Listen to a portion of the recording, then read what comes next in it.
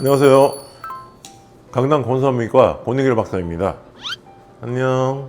자, 오늘은 임유두종 바이러스, 즉 HPV 바이러스가 하죠. 이 바이러스가 어떻게 자궁 경부암을 일으키는지 그 연관성을 실험적으로, 분자생물학적으로 확립한 독일의 헤럴드 슈어 하우전 박사에 대한 이야기를 해보려고 합니다. 저로서는 너무나 존경하는 분이기 때문에 한 번쯤은 이분에 대한 이야기를 여러분께 들려드리고 싶었어요. 헤럴드 슈어 하우전 박사, 그는 개인적으로 정말 집요하고도 납득이 안 되면 절대 그냥 넘어가지 않는 대쪽 같은 성격을 갖고 있는 그런 인물이었죠. 그렇기에 이렇게 바이러스와 암의 관계를 오랜 세월 동안 연구하셔서 확립할 수 있었던 인물이기도 합니다. 1970년대에는 암의 원인에 대해 대부분 알지 못했었고, 무엇이 암을 일으키는지 알 수도 없었고, 그렇기 때문에 어떤 방법을 통해서 백신을 개발할 건지 미처 생각도 못하던 그런 시절이었습니다. 당시 자궁경부암은 막연하게 퍼져 있었던 헤르페스 바이러스가 주 원인이 아닐까라는 믿음이 지배적이었지만 확신할 수는 없었던 시기였었죠. 하지만 헤럴드 슈어 하우전 박사님은 임유두종 바이러스가 원인이라는 주장을 했었고, 당시 많은 학자들이 그의 말에 별로 귀를 기울이지 않았었습니다.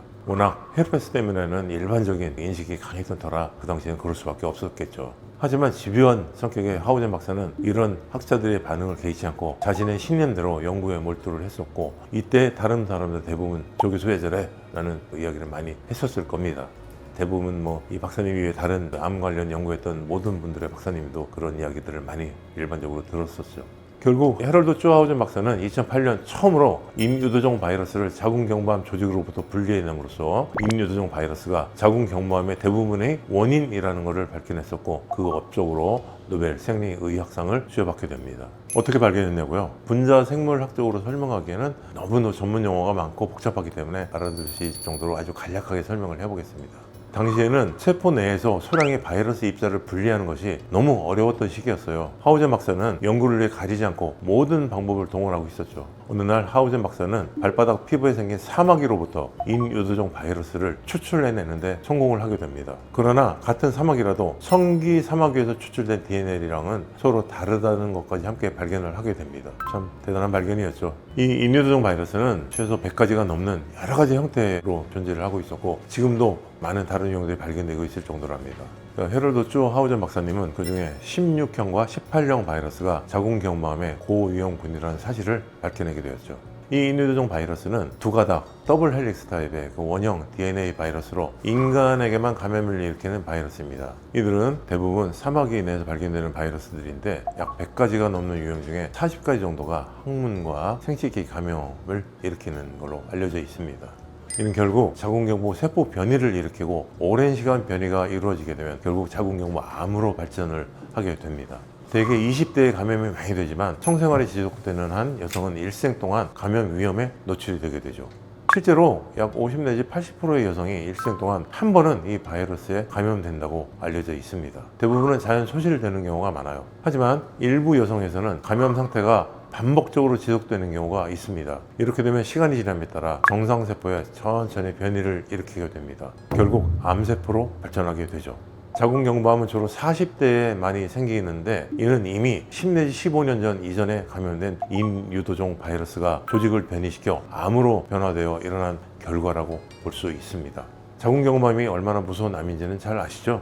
매해 전 세계 여성의 50만 명 정도가 발생하고, 이 중 약 27만 명 정도가 사망에 이르는 무서운 암입니다. 우리나라에서도 아직도 매년 약 4천 명 이상의 여성이 진단을 받고 있습니다.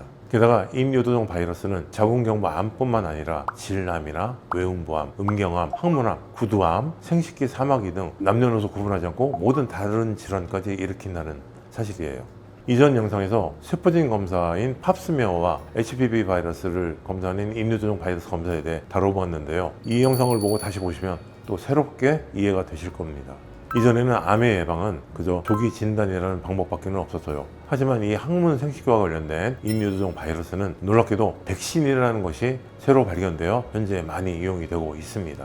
물론 이 백신을 만들기까지는 정말 오랜 시간과 노력이 있었습니다. 헤럴드 슈어 하우전 박사의 발표 이후 거의 20년이 지나자 하우전 박사와 여러 학자들의 노력으로 백신을 개발할 수 있었고, 또 수많은 임상실험 끝에 예방이 확실한 백신이 대중화될 수 있었습니다. 여러분이 잘 알고 계시는 영국에서 개발된 서바릭스, 미국 머크사에서 개발된 가다실이 대표적인 백신입니다. 요새는 마케팅을 대중적으로 하면서 많은 분들이 백신 접종에 관심을 갖는 추세입니다. 남편 또는 남자친구, 심지어는 부모님과 함께 접종을 하러 오시는 분들이 저희 병원에도 매우 많습니다. 하지만 이 백신이라는 것 또한 한계라는 것이 존재합니다. 첫째, 기존 감염에 대해서는 치료 효과가 떨어집니다. 둘째, 모든 인유두종 바이러스의 유형을 포함하고 있지는 않습니다. 셋째, 면역의 지속 기간에 대해 아직은 좀 더 연구가 필요한 단계입니다. 그렇기 때문에 백신 접종을 했더라도 정기적인 자궁경부암 검진, 즉 HPV 바이러스, 인유두종 바이러스 검사와 자궁경부 세포진 검사를 동시에 하는 것은 필수적인 것입니다.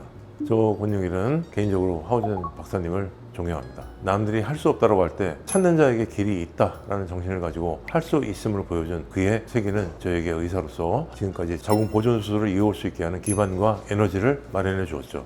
2011년 5월 25일 한국에서 개최하였던 제22차 세계 피부과 학술대회에 헤럴드 조 하우젠 박사께서 직접 내한하여 바이러스 감염에 의한 암 발생과 백신의 예방법에 대한 강연을 한 적이 있습니다. 저는 그 당시에 한국을 방문하셨을 때 그분을 찾아가서 직접 강연을 듣고 또 함께 이야기를 나누며 그 생각을 함께 공유했던 경험이 있습니다. 저에게는 정말 좋은 시간이었고 제게 큰 감명을 준 그런 사건이기도 합니다. 이분이 헤럴드 조 하우젠 박사님이십니다.